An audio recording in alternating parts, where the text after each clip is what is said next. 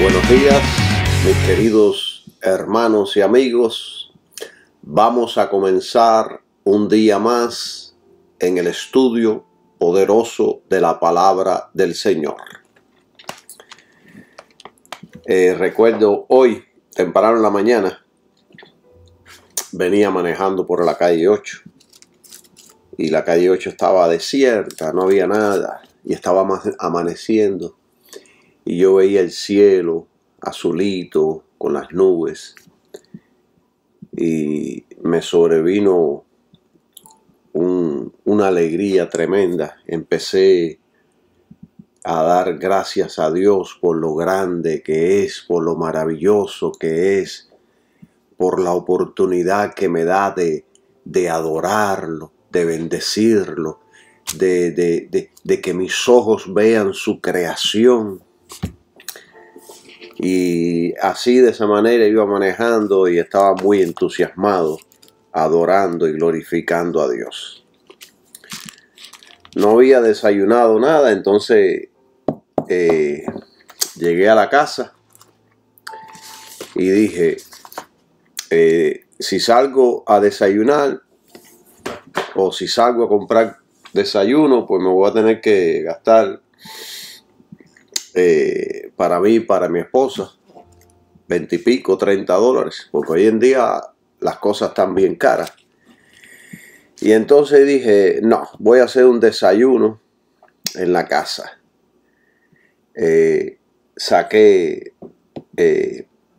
Puse 4 huevos en una licuadora con espinaca, 2 cabezas de ajo, lo revolví, lo puse en el sartén y le eché aceite de oliva y comí y desayuné como un rey.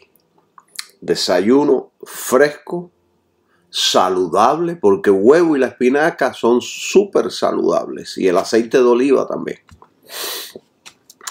Y bueno, después de muchos años de estar comiendo de todo, pues estoy empezando a esforzarme para comer cosas saludables. Hace unos meses atrás, hace un año atrás, fui a hacerme un examen de sangre y el colesterol estaba alto, los triglicéridos altos. Y entonces el doctor me dijo, oye, si quieres poner todos tus niveles bien rápidamente, empieza a comer saludable. Deja el pan, deja la harina, deja el helado, deja los dulces y verás que vas a estar bien. Y efectivamente le hice caso y a los 4 meses me volvieron a hacer los análisis. Y el doctor estaba impresionado. Dice, ¿cómo es posible que en 4 meses tú hayas podido normalizar? Tus triglicéridos estaban en 250 y ahora están en 140. Todo está normal. Bueno, gracias a Dios que me dio el empuje y la fuerza de voluntad para empezar a comer saludable. Y me estoy acostumbrando y gracias a Dios por eso. Bueno, vamos a entrar al tema y no sé qué tiempo me vaya a tomar este tema, pero sé que será de mucha bendición para todos nosotros. Y le voy a titular el tema, aunque voy a hablar de ciertas cosas, diferentes cosas que tienen que ver con el tema. Le voy a titular a este tema, la bendición de Abraham. La escritura en Santiago capítulo 2, aquí lo tengo abierto en Santiago capítulo 2, le llama a Abraham amigo de Dios. Eso está en Santiago 2:23. Y después en Mateo 1:1, uno de los títulos de Jesucristo viene de Abraham. Hijo de Abraham, dice en Mateo. Y de Abraham no solo desciende toda la nación israelita, sino que también Abraham, este hombre que vivió hace miles de años atrás, también él es el padre de todos los que creen. De esto habla Romanos capítulo 11, que dice que es el padre de todos los que creen. Todos los que creen, pero los que creen en Cristo. Él es el padre de todos los que creen, el padre prácticamente espiritual de todos los que creen, pero de los que creen en Jesucristo, sean judíos o gentiles. Los que creemos en Jesucristo y los que hemos aceptado a Jesucristo y estamos viviendo para Jesucristo, tenemos un padre espiritual que se llama Abraham, de acuerdo a la palabra de Dios. Entonces, vamos a remontarnos al pasado, a los días de Noé, para después introducirnos a la vida de Abraham.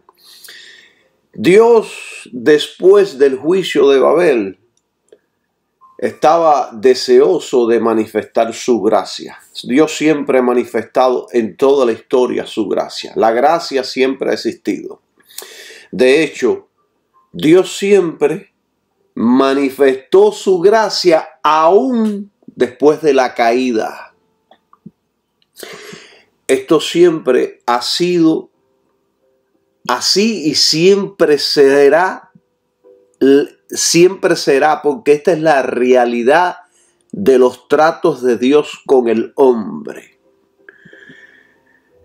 Conforme a su sabiduría infinita, el juicio, que es la obra extraña de Dios, solo sirve para preparar el camino para un mayor y más grandioso derramamiento del amor de Dios y de su misericordia.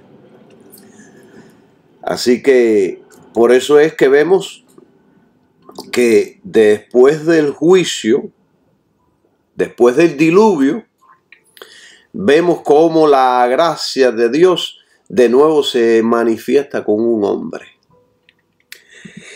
Después del juicio y después del juicio de la Torre de Babel, Dios abandonó temporalmente a las naciones.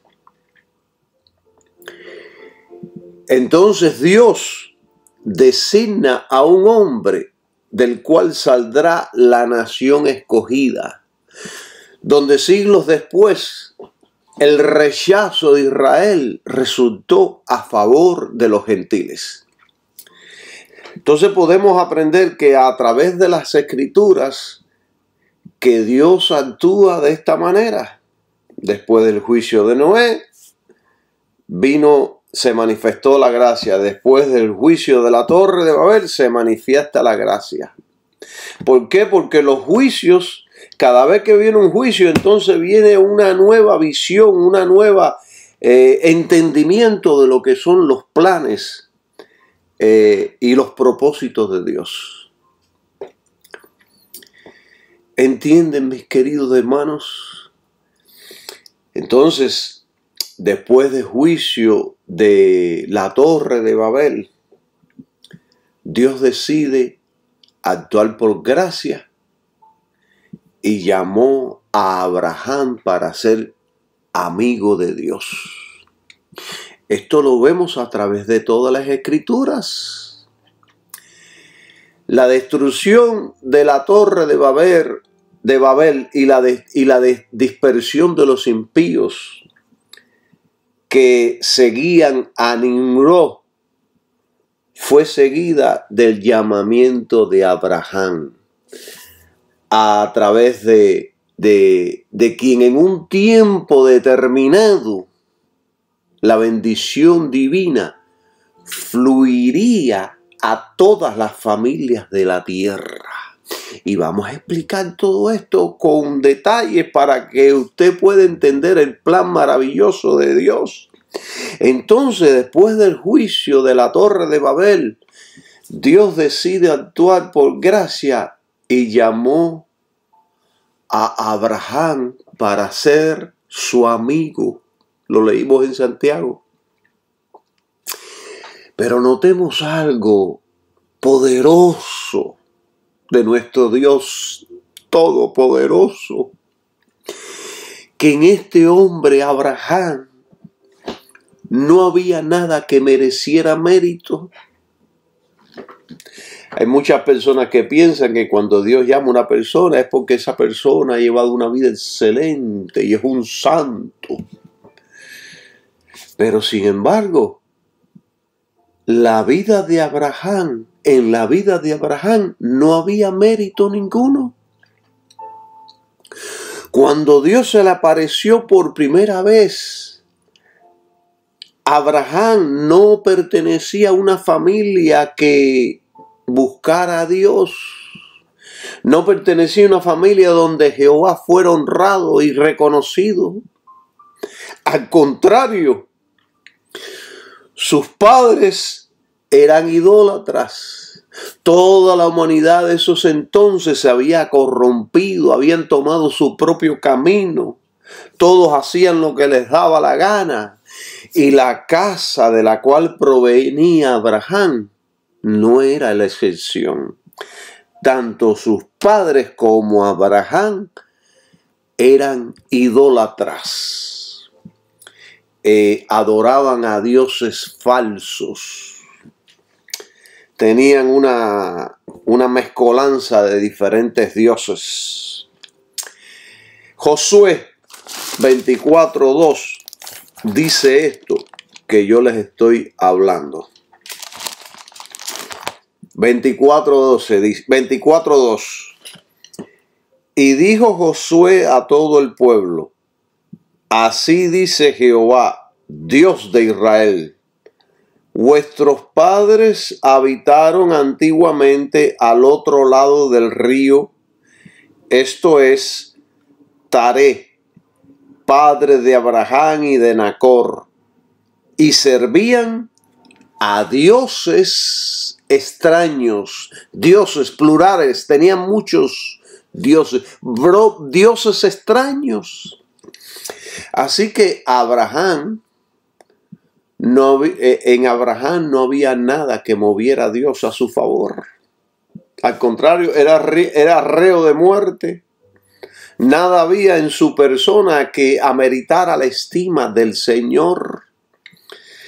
Porque la Biblia dice que los idólatras no heredarán el reino de Dios. O sea que en Abraham no había nada que Dios pudiera decir, se lo merece. Pero mis queridos hermanos, Dios es soberano. Y como dice Romano, del que quiere tiene misericordia. Así haya sido un idólatra como Abraham y su familia. Además, solo Dios es quien conoce el corazón. Es como le dijo Jehová Dios al profeta Samuel, cuando Samuel iba a ungir al próximo rey de Israel. Samuel entró en la casa donde habían varios hermanos y veía a esos muchachones altos, bien hermosos y fuertes, y decía en su interior: este es. Pero Jehová le respondió a Samuel y le dijo: no mires a su parecer, ni a lo grande de su estatura, porque yo lo desecho. Porque Jehová no mira lo que mira el hombre, pues el hombre mira lo que está delante de sus ojos, pero Jehová mira el corazón. O sea que solo Dios conoce el corazón del hombre. Y en Romanos 9:15 dice la Biblia: tendré misericordia del que yo tenga misericordia y me compadeceré del que yo me compadezca. Es la elección de Dios. Y la elección no se basa en ningún mérito humano, sino exclusivamente en la voluntad de Dios. Lo que Dios quiera. Y es igual con usted y conmigo. Nosotros a veces aceptamos a personas y a otras no. Nos agradan personas y a otras no. Es nuestra voluntad. Pero Dios, con un conocimiento, con una sabiduría, con toda potencia, Él es todopoderoso y conoce todas las cosas y va más profundo que todos nosotros. Nosotros somos criaturas finitas, Dios es infinito.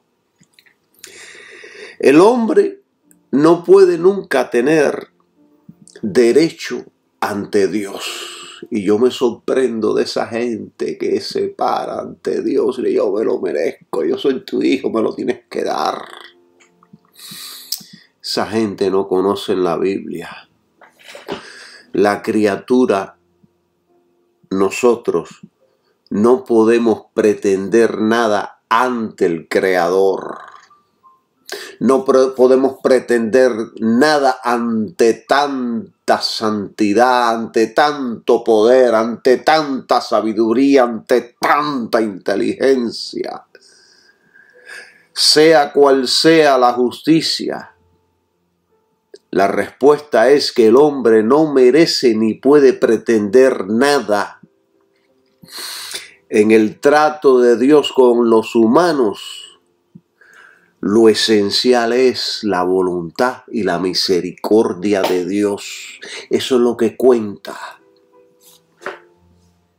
Ni usted ni yo podemos pretender nada delante del Dios Todopoderoso. Alabado sea Dios, que cuando solo su gloria aparece, las rodillas más fuertes tienen que doblarse. Gloria sea su nombre.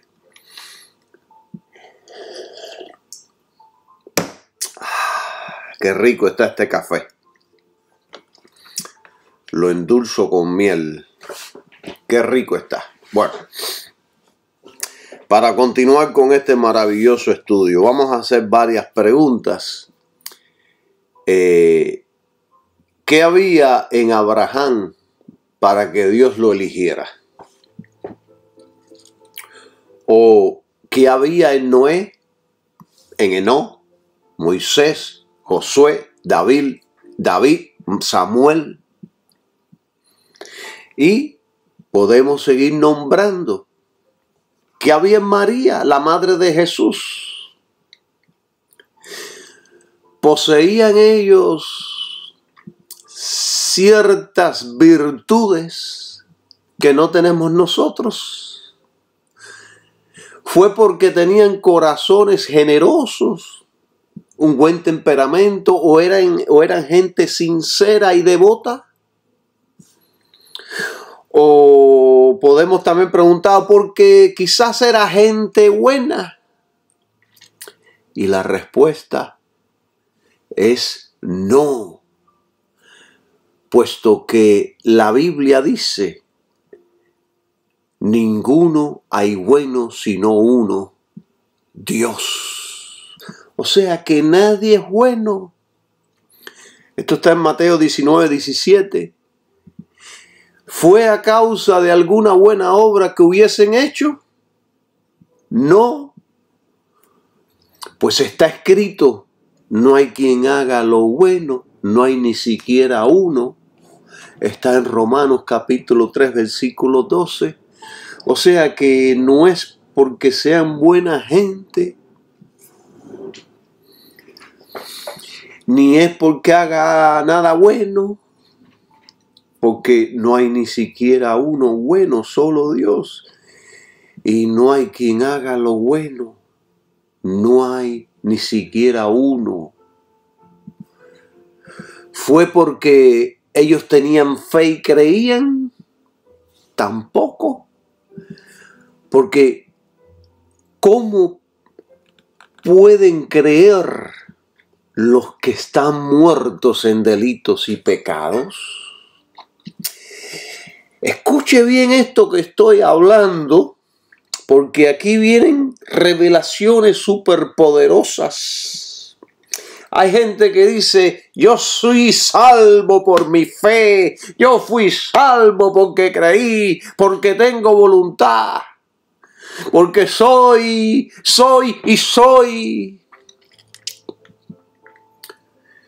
Miren, la gente que está muerta en delitos y pecados no pueden creer. La gente que está muerta no pueden creer. Se necesita un poder exterior que haga algo para que esa persona pueda creer. ¿Fue porque demostraron celo y interés en buscar a Dios? No. Porque también está escrito, no hay quien busque a Dios. No hay nadie bueno, no hay quien haga lo bueno y no hay quien busque a Dios.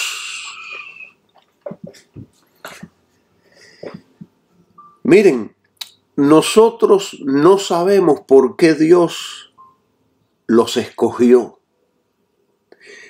La única respuesta sabia sería a la luz de las Escrituras. Quizás Dios los escogió porque tenían fe, pero no. La Escritura dice que creemos por gracia. Eso está en 18, 27. Dice que nosotros creemos por gracia. Y en esto hay que poner mucha atención para que vean lo que significa esto. Nosotros creemos, dice,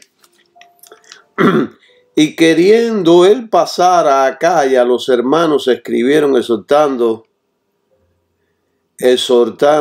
a los discípulos que le recibiesen. Y cuando él llegó, ayudó mucho a los que por la gracia habían creído. A los que por la gracia habían creído. ¿Qué significa esto? Porque esto es importantísimo. La fe es el don de Dios y fuera de este don nadie creería. La causa de la elección de Dios se fundamenta solamente en Él y no en los objetos escogidos. Dios escogió a quienes escogió simplemente porque decidió escogerlos. Y al escogerlos, en la gran mayoría de ellos, demostró que el objeto había sido escogido correctamente, sabiamente e inteligentemente. Alabado sea Jesús.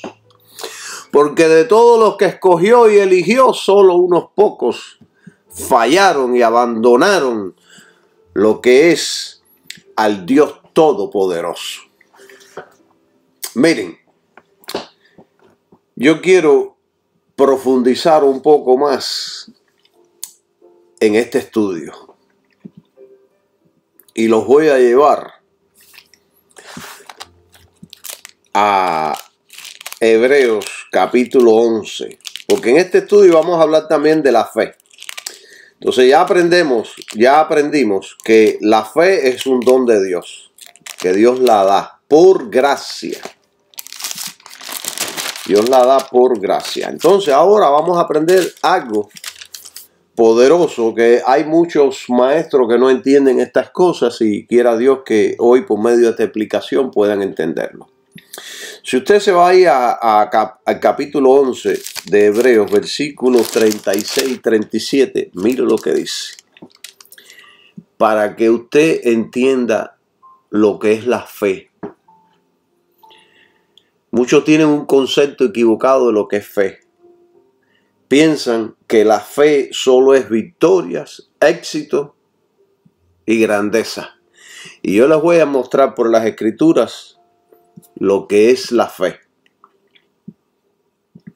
36 y 37 dice: otros experimentaron vituperios y azotes, y a más de esto cadenas y cárceles.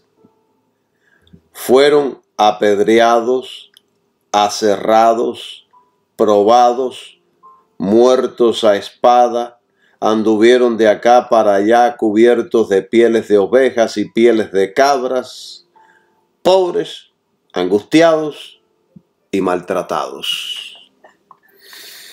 Pero están esta gente en el capítulo 11 de Hebreo, que algunos le llaman el salón de los hombres de fe o el trono de los hombres de fe, el salón de la fama de estos hombres de fe. Ahí están ellos. Miren, por la fe, el rey David fue liberado del gigante Goliat. Daniel de los leones. Los 3 jóvenes fueron echados en un horno de fuego y salieron sin daño ni quemadura. Pero este poder que liberó a estos hombres no sucedió con los otros. No siempre ha sido así con otros hombres y mujeres de fe. Y tenemos que hacernos una pregunta. ¿Pero por qué? ¿Por qué estos hombres de fe no fueron liberados como los demás? ¿Por qué a ellos se les permitió seguir viviendo y a estos no? ¿Por qué Dios liberó a unos y a otros no? ¿Por qué Dios permitió que Esteban fuera apedreado hasta la muerte y más tarde libró a Pedro de la cárcel? Muchos pueden ser los argumentos y las respuestas, pero lo aseguro que nadie puede dar una respuesta que sea sólida y sincera, sino solo la palabra de Dios.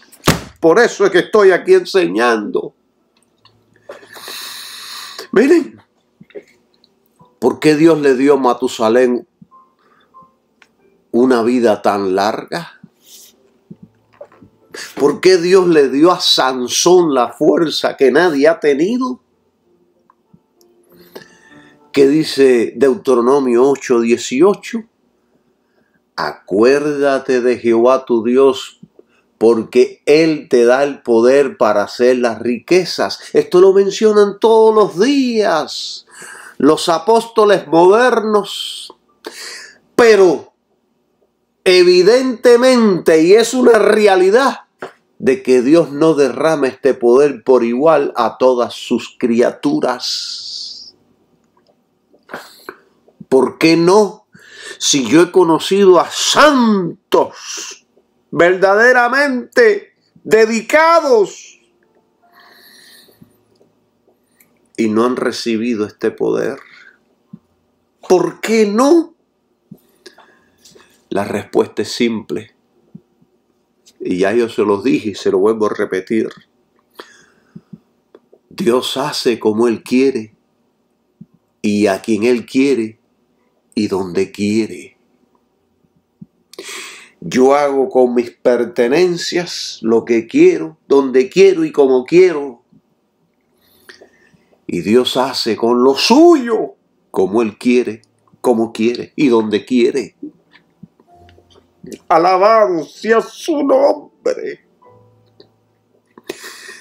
Alabado sea su nombre. Y Job que fue uno de los más antiguos creyentes de Jehová, que no tenía ni una Biblia como la tenemos hoy en día nosotros, tenía este conocimiento de Dios. Tenía este conocimiento, esto que yo les estoy enseñando y que enseñó Pablo. Lo tenía Job. Job 23. Dice así la palabra del Señor. 23 del 13 al 14 dice: pero si Él determina una cosa, ¿quién le hará desistir? Lo que su alma desea, eso hace. 14. Él, pues, acabará lo que ha determinado de mí, y muchas cosas como estas hay en Él. Job conocía esto. Tenía este entendimiento. Conocía esto. Hay otra versión que dice: su alma deseó e hizo. Él pues acabará lo que ha determinado de mí, y muchas cosas como esta hay en Él. Él hace como Él quiere. Salmo 135, 6. Esto está poderoso. Le estoy poniendo las bases aquí para después entrar a hablar de Abraham, de allenos. Dice así: oh Jehová, 135, 6. De todo lo que Jehová quiso, ha hecho, en los cielos y en la tierra, en los mares y en todos los abismos. Y Santiago, un versículo que me conozco muy bien, Santiago 4:15 dice: si el Señor quisiere y si viviéremos, haremos esto o aquello. Todo es Dios. Dios hace como Él quiere. Y Él derrama misericordia a quien Él quiera. La misericordia está regida por aquel que es misericordioso. Usted y yo somos misericordiosos unos con otros. Y con los que son cercanos. ¿Por qué? Porque así lo queremos. Y también no somos misericordiosos con otra gente. ¿Por qué? Porque es nuestra voluntad. Entonces, la misericordia no es un derecho del hombre. La misericordia es un atributo de Dios, por medio del cual Dios muestra misericordia a los desamparados. Sin embargo, bajo el gobierno de Dios, nadie es infeliz sin merecerlo. La misericordia se derrama bajo el gobierno de Dios sobre todos, y más sobre todos aquellos que están desgraciados. Estos merecen castigo y no misericordia. Todos los hombres merecemos castigo, no misericordia. Todos los hombres merecemos la muerte, el infierno, el lago de fuego, no la misericordia. Así que la misericordia no es un derecho, porque ningún ser humano se merece de misericordia. Nadie. Por eso yo venía en la mañana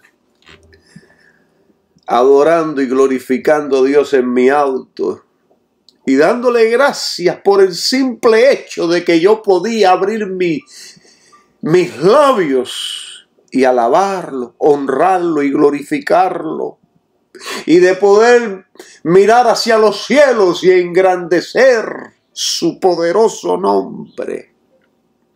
Eso es suficiente, que Él nos permita hacer eso. Y cuando hacías estas alabanzas, yo sabía que Dios se estaba agradando, porque yo sentía en todo mi cuerpo los ríos de agua viva que habló Jesucristo en su palabra.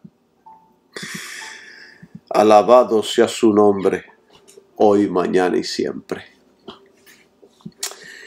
Fíjense de que si usted va a Romanos 9:15, libro poderoso, Romanos 9:15, dice, porque 9:15, no, estaba en 8, Romanos 9:15 dice, porque a Moisés dice, tendré misericordia del que yo tenga misericordia, y me compadeceré del que yo me compadezca. Esto está poderoso. Aquí hay un tema para estar hablando una semana. Miren, Dios es amor, pero Dios no ama a todos. Ahora los puse a pensar. Yo pensaba, hermano Calixto, que Dios nos ama a todos. Miren, Dios muestra su amor para con los hombres, que aún nosotros siendo enemigos de Dios, Dios dio a su Hijo Jesucristo para que seamos salvos. Dios es amor, pero la Biblia nos enseña que Dios no ama a todos. Si Dios amara a todos, también amaría al diablo. Pero Dios no ama al diablo porque no hay nada en él que pueda ser amado. De la misma manera, no hay nada en nosotros que atraiga el amor de Dios hacia nosotros. Porque está escrito en la Biblia que somos hijos de ira. Yo se los voy a mostrar, Efesios 2:3. Somos hijos de ira, dice, entre los cuales también todos vosotros vivimos en otro tiempo en las concupiscencias de vuestra carne, haciendo la voluntad de la carne y de los pensamientos, y éramos por naturaleza hijos de ira, lo mismo que los demás. Yo era un hijo de ira. Acepté y recibí el perdón de Dios y me convertí en su hijo. Pero era un hijo de ira. Merecía el castigo de Dios. Merecía el lago del infierno. Pero Dios decide socorrernos. No socorrió a los ángeles que pecaron, pero sí socorrió al ser humano. Sí envió a su Hijo para morir en una cruz por los pecados de toda la humanidad. Hay unos que lo aceptan, otros que no. Hebreos 12:16 habla de esto que yo les estoy enseñando. Dice, Hebreos 12:16 dice, por tanto, 2:16 dice, porque ciertamente no tomó para sí la naturaleza de los ángeles, sino que tomó la de la simiente de Abraham. Él no tomó la naturaleza de los ángeles para venir aquí a este mundo, tomó la naturaleza de un hombre, se hizo carne, vivió entre nosotros, y él no socorrió a los ángeles, sino que socorrió a la descendencia de Abraham. Socorrió a la descendencia de Abraham. Y todos aquellos que creen en Cristo son descendientes de Abraham. De estas cosas vamos a hablar más adelante, cosas profundas y poderosas. Así que, hermano, Dios ama al que quiere amar. No a esos ángeles que se rebelaron contra él, no los rescató, nos rescató a nosotros. Escuche con atención lo que les voy a decir. Si Dios estuviera amando bajo alguna regla o algún mandamiento, si Él amara bajo alguna regla, entonces Él se encontraría bajo una ley de amor. Y con Dios no existe eso, porque Dios es amor. Y si Él estuviera bajo una ley de amor, entonces no sería supremo, sino sería gobernado por una ley. Y no hay ley que gobierna a Dios, porque Él es el que hizo la ley. Y les voy a mostrar un ejemplo. Vamos a Romanos 9:13 para que entiendan este ejemplo que les estoy mostrando. 9:13 dice, como está escrito. Cuando dice como está escrito, está hablando de lo que está en el Antiguo Testamento. Y cuando dice está escrito es porque Dios dijo. Eso lo entendían muy bien los judíos. Y lo entienden hoy día muy bien los judíos. Quizás mucho mejor que muchos cristianos. Como está escrito, a Jacob amé, mas a Esaú aborrecí. Está escrito ahí, hay gente que le dan vuelta a esto y le hacen que signifique otra cosa. Pero ahí está clara la escritura, no hay que darle vuelta. Si Dios amó a Jacob y aborreció a Esaú antes de que ellos nacieran y antes de que hicieran algo bueno o malo, entonces la causa de su amor no se encontraba en ellos, sino en Dios. La selección de Dios no es el resultado de méritos personales, sino de la sabiduría y la soberanía de Dios. Por eso es que Él escoge a uno y a otros no, para ciertas funciones y propósitos. Por eso escogió a Sansón para una cosa, Noé para otra cosa. Por su soberanía, porque eso es lo que Él quiso hacer. La selección de Dios no es resultado de méritos personales. No es resultado de nada bueno que usted haya hecho, aunque hacer cosas buenas es bueno y es agradable. Dios se agrada que hagamos cosas buenas. Dios se agrada de que seamos buenas personas. Dios se agrada que nos esforcemos por ser buenos ciudadanos, buenos padres, buenos... Dios se agrada de todo eso. Miren, yo he leído muchos comentarios y la mayoría de ellos le dan explicaciones a estos textos de cosas que no tienen sentido y desvían el lenguaje original de como nos está hablando ahí, haciendo resaltar lo que ellos creen sobre estos asuntos, porque para nuestra mente se hace difícil entender que la Escritura diga algo así de Dios, pero lo dice.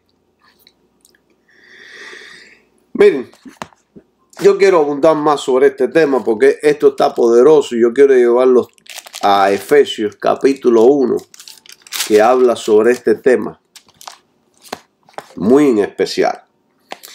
Y en este tema ahora yo quiero ser, que vamos a hablar y después vamos a entrar en otros detalles, yo quiero ser claro, no vaya a ser que algunas personas vayan a decir, hermano Calixto, ¿usted cree que algunos van a ser elegidos para ser salvos y otros para ser condenados? ¿O usted cree que la salvación no se pierde. No, yo no estoy diciendo esto. Yo lo que sí estoy diciendo es que Dios escoge a ciertas personas para ciertas obras, ciertos planes y ciertos propósitos. Algunos para obras grandes y otros para obras menores. Y Timoteo enseña sobre estos asuntos. Algunos van a hacer obras honorables y otras obras menos honorables. Pero Dios sí escoge. Es como escogió, mira, escogió a Pablo, que era un enemigo de la fe, que era un perseguidor de la fe. Se le apareció en una luz resplandeciente y Jesucristo le habló. A mí nunca me ha pasado eso. Quizá a usted sí, pero a mí no. A Pablo le pasó un impacto poderoso. Y después, cuando entremos a Abraham, hablar más de Abraham, yo les voy a decir cómo fue que Dios se le reveló a Abraham. Porque hay muchos maestros que dicen, no sabemos cómo Dios se le reveló a Abraham, no sabemos cómo le habló. Pero la Biblia enseña cómo Dios se le reveló y habló a Abraham. Y yo se los voy a mostrar. Pero más adelante, ahora vamos a hablar de un tópico aquí importante que es necesario que yo hable. Miren, Efesios capítulo 1, versículos del 3 al 5. Voy a leerlo todo. Bendito sea el Dios y Padre de nuestro Señor Jesucristo, el cual nos ha bendecido con toda bendición espiritual en los lugares celestiales en Cristo. 4. Según nos escogió en Él, nos escogió en Jesús, antes de la fundación del mundo, para que fuésemos santos y sin mancha delante de Él en amor. Esto está poderoso. Esto a mí me impresiona, esto a mí me llena de preguntas. Fue en amor, aquí, fue en amor que Dios nos predestinó para ser adoptados hijos suyos por medio de Jesucristo. En amor. ¿Según qué? Es como dice el versículo. Según alguna bondad que encontró en los que Él bendijo. Encontró algo en nosotros para bendecirnos. Vio algo y dice, voy a bendecirlos, se lo merecen. No. Según la previsión de lo que seríamos.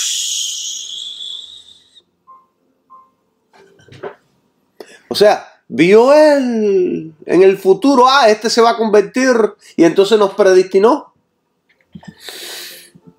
No. Esta enseñanza teológica de la previsión es la que muchos teólogos se imaginan y piensan que es así porque Dios ve en el futuro como que vamos a actuar, pero no son totalmente escriturares.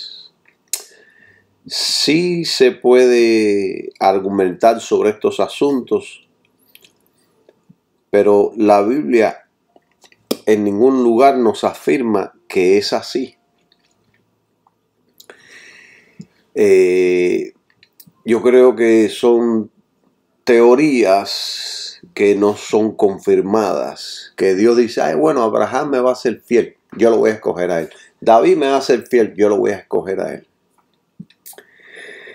No, porque si creyéramos estrictamente de esta manera, entonces vemos que Sansón cayó, que Balán cayó, que Himeneo y Fileto cayeron, que el otro abandonó a Pablo y se dejó el ministerio amando este mundo. Vemos que Salomón se convirtió en idólatra después de viejo. ¿Entienden el punto?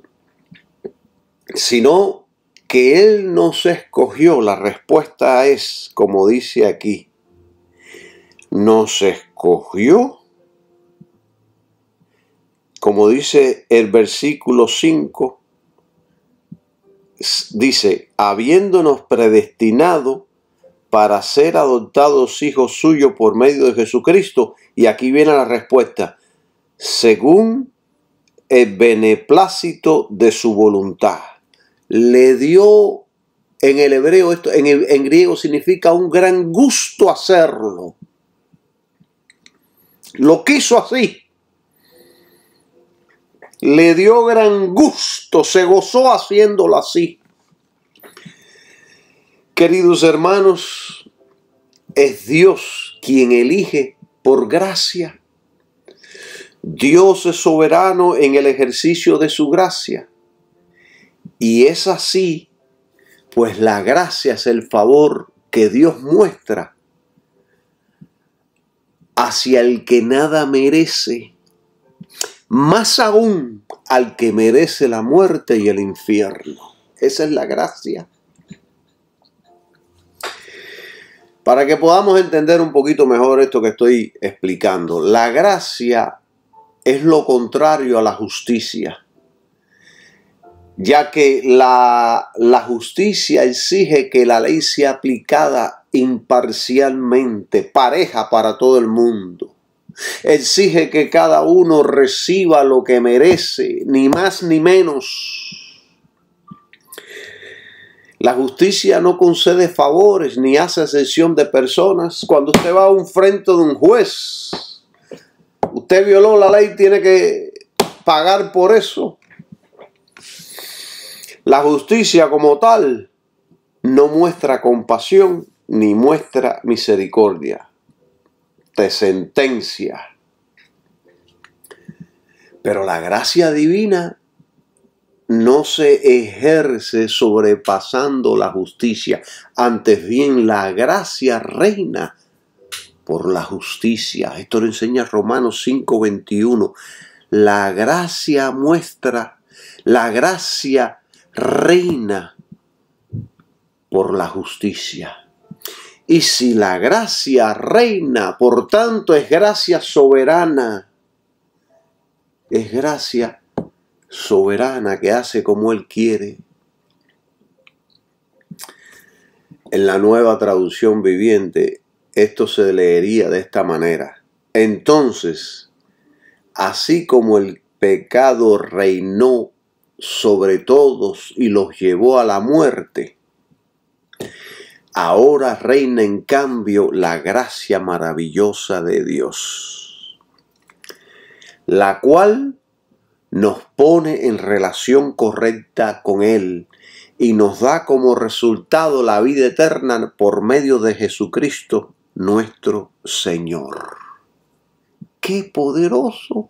La muerte reinó en un tiempo, ahora reina la gracia por medio de Jesucristo nuestro Señor. Y la gracia ha sido definida como el favor inmerecido de Dios. Y si es inmerecido, nadie puede reclamarlo como derecho. ¿Entienden? Les voy a poner un ejemplo. Si usted alimenta a un vagabundo que le pide alimento, es favor inmerecido. Pero no llega a ser gracia. Pero si ese vagabundo le roba y después de eso le da de comer, eso es gracia. ¿Entienden ahora? Darle de comer no es gracia. Pero si le roba y usted le sigue dando y usted le da comida, eso es gracia. Eso es lo que significa esa palabra. La gracia es, pues, conceder favor a aquel que no solamente no tiene mérito, sino que presenta motivos para negárselo. Entonces, mis queridos hermanos, tenemos que reflexionar y decir, si la gracia no se gana ni se merece, entonces nadie tiene derecho a ella. Si la gracia es un don, nadie puede exigirla. Por lo tanto, puesto que la salvación es por gracia, don gratuito de Dios, Él la concede a quien quiere. Y aquí ahora estoy entrando en un punto serio. Él concede la salvación a quien quiere. Aquí estoy entrando en un terreno peligroso, pero vamos a tratar de explicarlo de la mejor manera.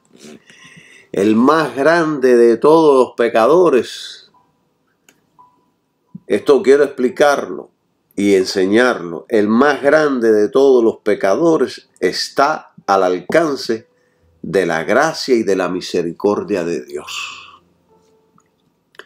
Y aquí es donde viene la importancia de la oración por los que están perdidos, por nuestros familiares y amigos. Porque, hermanos, yo les voy a decir algo para aquellos que son incrédulos. Si Dios quiere que alguien se salve, se va a salvar. A salvar, esa es la palabra, a veces me como las letras.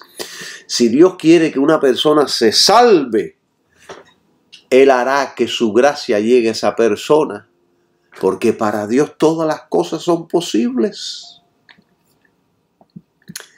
Por eso es importante la oración, que intercedamos por nuestra familia, aquellos que no son salvos, y decirle a Dios: salva a mis hijos, guía a mis hijos, y constantemente pidiéndole. Ejemplos: a Ismael, el primogénito de Abraham, ¿qué le pasó? Es expulsado de la vida de Abraham prácticamente sin bendición. Mientras que Isaac, hijo que tuvo en la vejez, es hecho de la promesa. Se niega la bendición al generoso Esau, mientras que el gusano Jacob, porque así es como lo llama la Biblia, gusano Jacob, recibe la herencia y es convertido en vaso para honra. Y lo mismo ocurre en el Nuevo Testamento. Lo mismito. Vamos a leer Mateo 11:25. Y miren qué poderoso está todo esto. Esto me tiene entusiasmado. Mateo 11:25, mira lo que dijo el Señor Jesús.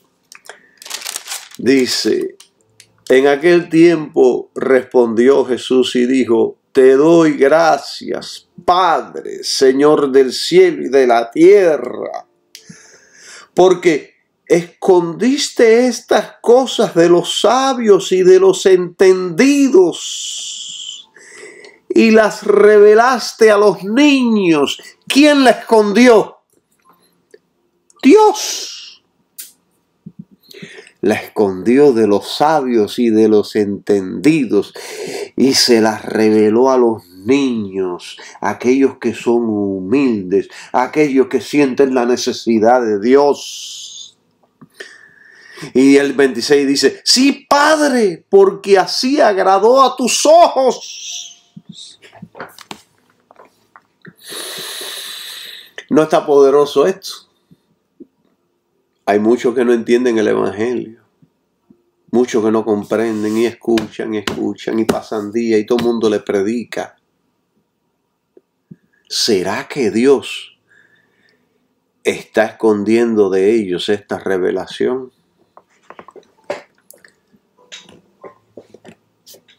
¿Qué dice Mateo 21:31? Que Jesús habló sobre esto y dijo: de cierto os digo que los publicanos, los cobradores de impuestos y las rameras van delante de vosotros al reino de Dios.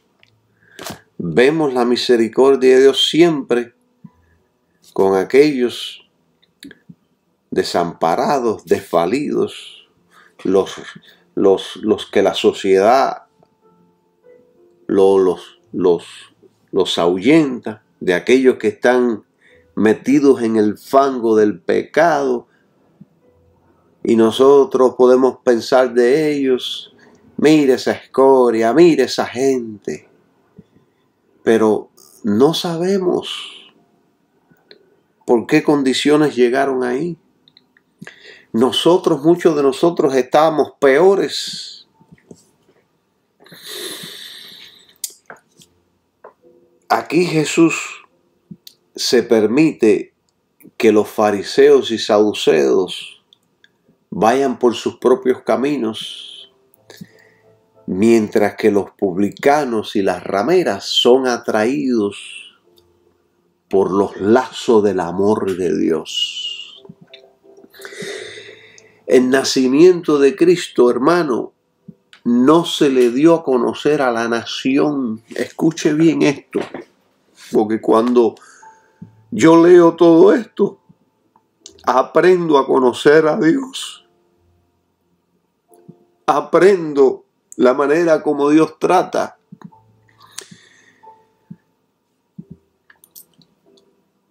Cuando Jesucristo fue a nacer, no se le dio a conocer a toda la nación, sino a solo unos pocos. Se les reveló a los pastores de Belén y a los magos del Oriente. Cristo, hermanos, no es dado a conocer a todos. Era fácil para Dios enviar una legión de ángeles y anunciar a toda la nación de Israel el nacimiento de su Hijo, pero Dios no lo hizo. Dios pudo hacer que toda la humanidad pusiera su atención a la estrella, pero tampoco lo hizo. ¿Por qué? Porque Dios hace como Él quiere y le concede sus favores a quien Él quiere, y como Él quiere y donde Él quiere.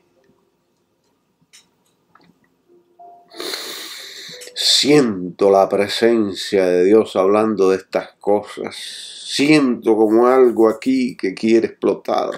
Alabado sea Jesús.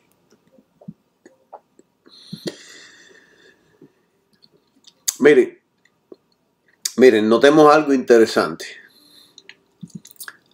Las dos clases de personas a quienes se dio a conocer el nacimiento de Cristo,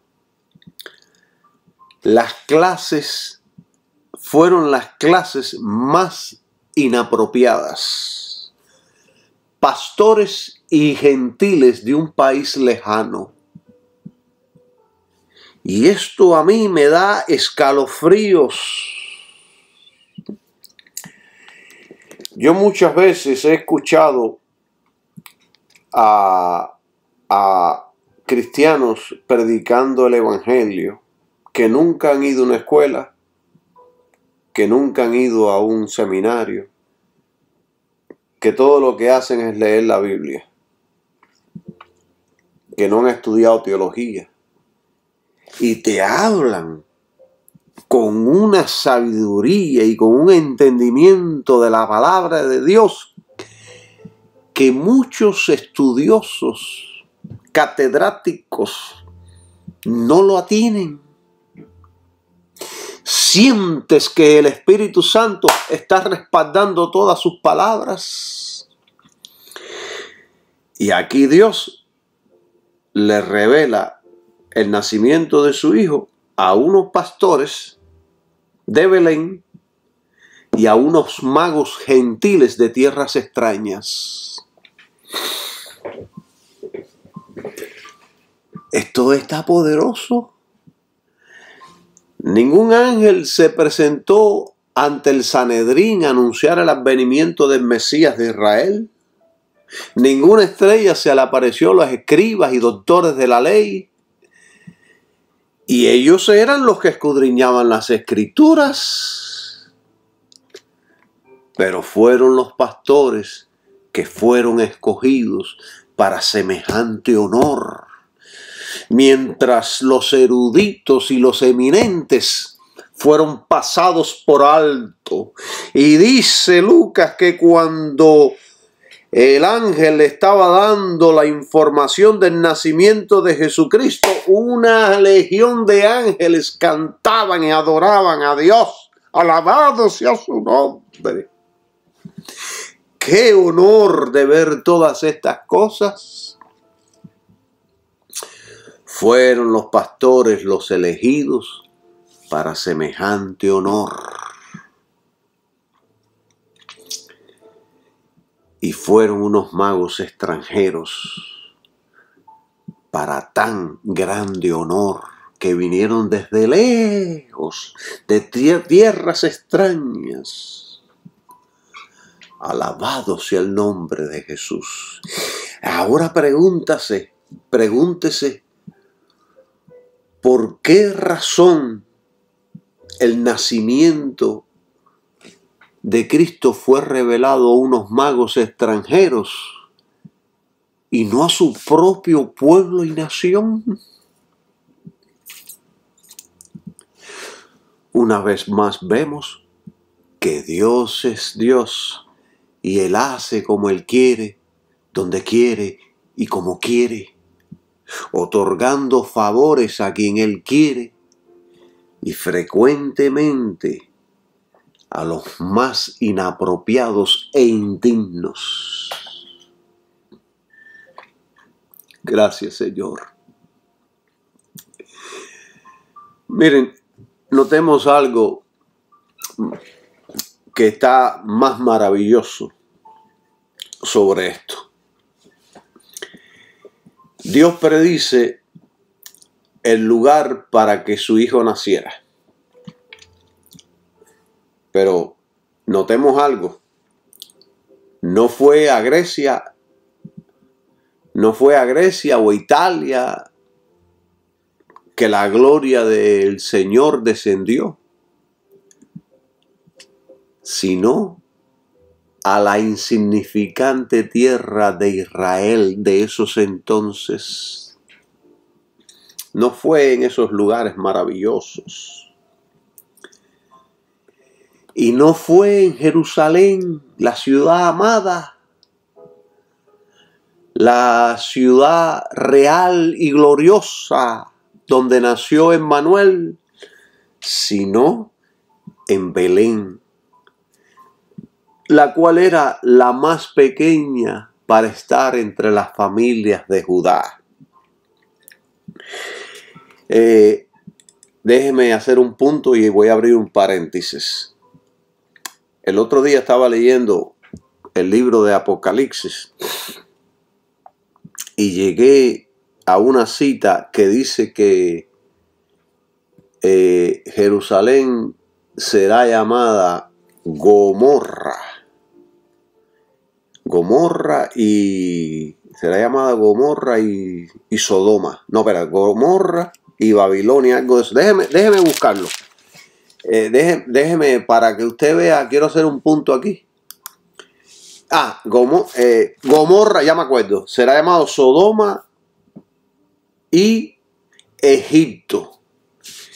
Y entonces, si usted se pone a pensar por qué dice eso, es porque la inmoralidad va a crecer tanto en Jerusalén y la idolatría de ídolos va a crecer tanto en Israel que Dios la verá como Sodoma y Egipto. Eso está en Apocalipsis, usted puede buscarlo y verlo. Y entonces estaba viendo unos videos en internet cómo en Jerusalén y en diferentes partes de Israel los homosexuales y lesbianas hacen marchas con platillos, con música, con carrozas por todo el centro de Israel. O sea que se está cumpliendo la palabra de Dios. Jerusalén se ha convertido en Sodoma y Egipto. Por eso Dios tiene que limpiarlo. En los últimos días va a haber una limpieza total de parte de Dios. Juicios que van a caer. Alabado sea su nombre. Entonces Jesucristo no nació en Jerusalén, la ciudad real y gloriosa. Y Emmanuel quiere decir, Emmanuel no nació en esos lugares. Emmanuel quiere decir Dios con nosotros, sino en Belén, una ciudad que era la más pequeña de todas. Miqueas capítulo 5 versículo 2 habla sobre esta profecía que dice que Jesucristo va a nacer. Vamos a Miqueas para leerlo bien. Miqueas 5:2 dice: pero tú, Belén Efrata, aunque eres pequeña entre los millares de Judá, de ti saldrá el que será Señor en Israel, y sus salidas han sido desde el principio, desde la eternidad. O sea que esta profecía estaba anunciando la venida de Jesucristo, el nacimiento de Jesucristo. Y fue en la despreciada Nazaret que el Salvador creció.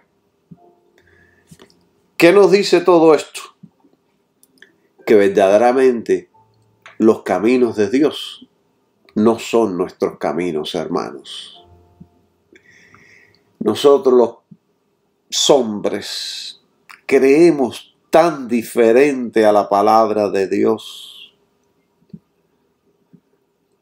Tenemos tantas estupideces en nuestras mentes diferentes a la palabra de Dios.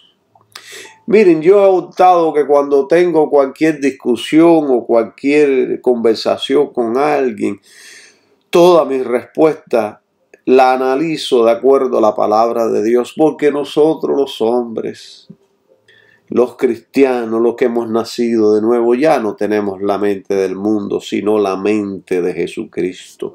Tenemos que pensar como piensa Jesucristo, tenemos que hablar como habla Jesucristo, tenemos que andar como anduvo Jesucristo, tenemos que vivir nuestro estilo de vida, debe ser el estilo de vida que vivió Jesucristo.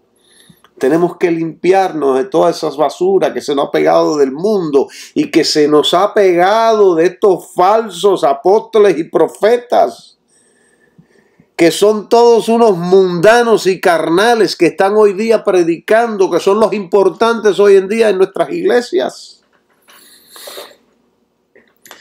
Que todo lo que les interesa es la mula, el billete. Bueno, esto no es un tema sobre esto. Esto solamente fue un paréntesis que lo cierro. Por lo tanto,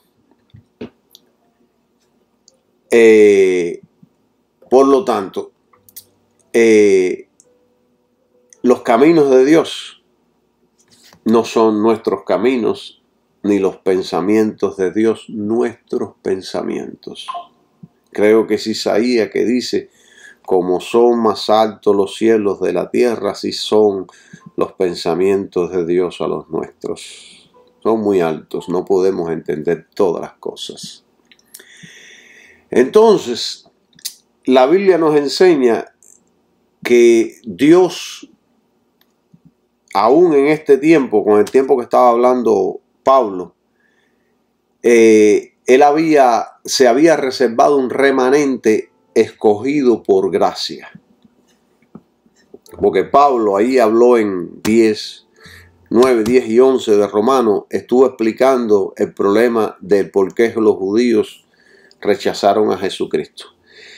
Pero él sabía de que entre todos esos judíos había un remanente que Dios había escogido por gracia. Dios mismo lo seleccionó por gracia. O sea, de que, mira, Pablo era judío, los apóstoles fueron judíos y un montón, los primeros cristianos fueron judíos. Pero fueron mayormente la gente común, la gente de la calle, la gente, los pobres, los necesitados, los iletrados. Esos fueron casi la mayoría de los creyentes en esos entonces. Ninguno de los que estaban arriba en la nación, ninguno salvo dos o tres, ninguno de ellos creyeron. Rechazaron abiertamente a Jesucristo. Pero Dios se reservó un remanente del pueblo judío. Los demás se perdieron. No creyeron y rechazaron a Jesús. Hoy en día están en el infierno lamentándose por la decisión que tomaron. Por lo tanto, mis queridos hermanos, no depende del objeto, sea presente o futuro. Si lo hiciera ya, entonces no sería por gracia. No depende de mí ni del otro, depende de Dios. Es como la vida del apóstol Pablo.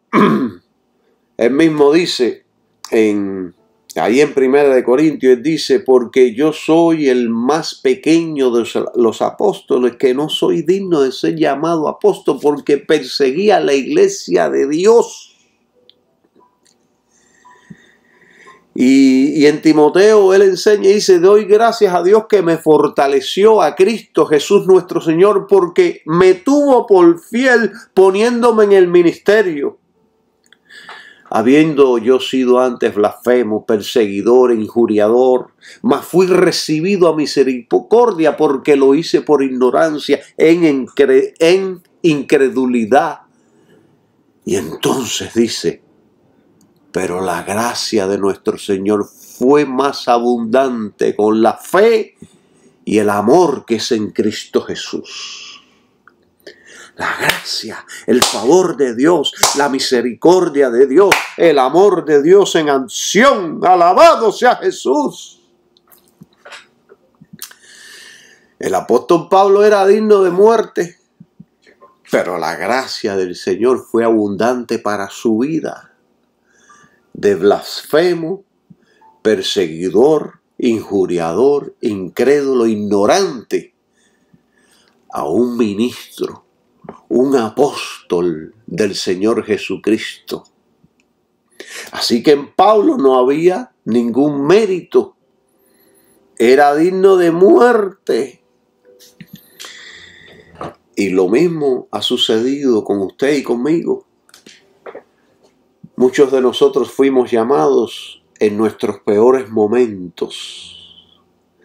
Estábamos en el fango, en el estiércol de la vida, y de allí Cristo nos salvó y nos levantó para una nueva vida. ¿Por qué? Si nosotros no estábamos buscándolo. ¿Por qué? No estábamos ni remotamente cerca de la Biblia. ¿Qué pasó? ¿Qué pasó? Otros fueron llamados en la gloria de su vida, cuando estaban en la cima, y de allí Dios los escogió y los envió para anunciar su glorioso evangelio. Y en Abraham, el padre de la fe, en Abraham no había nada. No es cuestión de la bondad de Abraham o la actitud de Abraham lo que movió al Señor a elegirlo para ser un objeto especial de su favor. No había nada en él.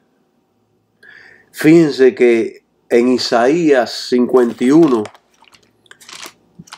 lo expresa de una manera muy poderosa sobre la vida de Abraham. Dice, oídme los que seguís la justicia, los que buscáis a Jehová.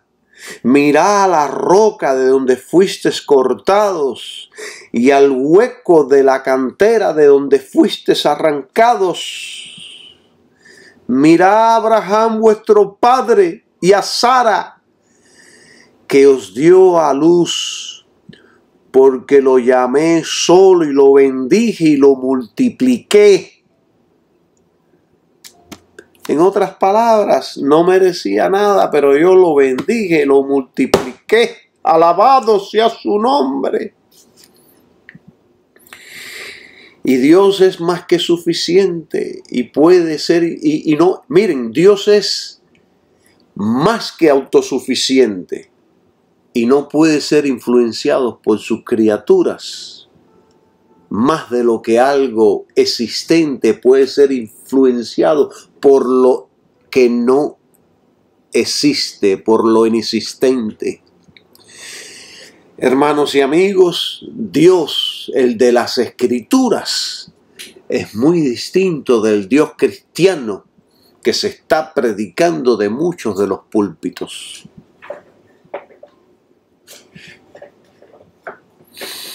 Dios nunca actúa caprichosamente, al azar, por suerte o por caprichos o deseos de nadie. Dios no puede ser manipulado por nadie. En el momento que Dios vea y descubra manipulación en tu corazón, te cierra las puertas. Es decir, sin ninguna buena y sabia razón para hacer lo que hace, Dios no actúa por actuar. Todas sus acciones tienen su origen en su propia voluntad.